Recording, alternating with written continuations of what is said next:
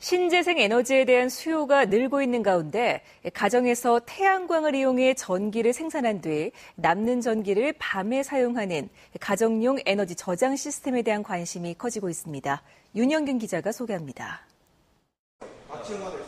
지난 8월 22일 오후 1시 37분, 순간 예비 전력이 350만 킬로와트 아래로 떨어지면서 전력경보 2단계인 관심이 발령됐습니다. 하지만 12시간 뒤 비슷한 시간에는 예비 전력이 5배 이상 확보됩니다.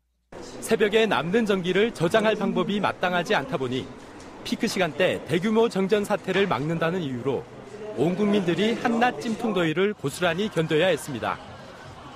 여름마다 반복되는 이런 현상을 막기 위한 대안으로 떠오르고 있는 것이 가정용 전기 저장 시스템입니다. 맑은 날 태양광으로 전기를 만들어 사용하고 남는 전기는 저장한 뒤 흐리거나 비가 올 때 밤 시간대에 사용하게 됩니다.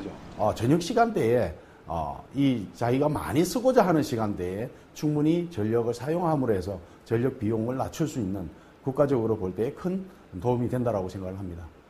지난해 대구시 달성군 옥포면의 100가구에 이 장비를 설치하고 가동을 해봤더니 전기요금이 평균 14.6% 적게 나왔고 90% 이상 전기요금을 아꼈던 곳도 있었습니다.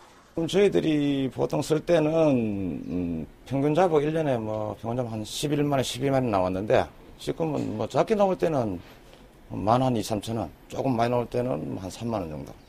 전기요금을 아끼는 것뿐 아니라 정전이나 비상시에 전력을 공급해주는 역할도 하게 됩니다. 또 앞으로는 가정에서 전기 자동차를 충전하는 것도 가능하게 됩니다. 대구시는 이런 가정용 에너지 저장 시스템을 대구 전 지역으로 확대 보급할 예정입니다. 15년에서 17년 사이에 국비 한 850억 정도를 지원받아서 또 달성군 성서 지역을 이주로 해서 대구시 전체에 ESS 사업을 확대 보급할 그런 계획입니다.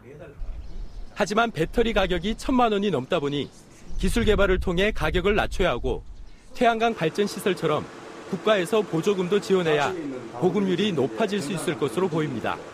MBC 뉴스 윤영균입니다.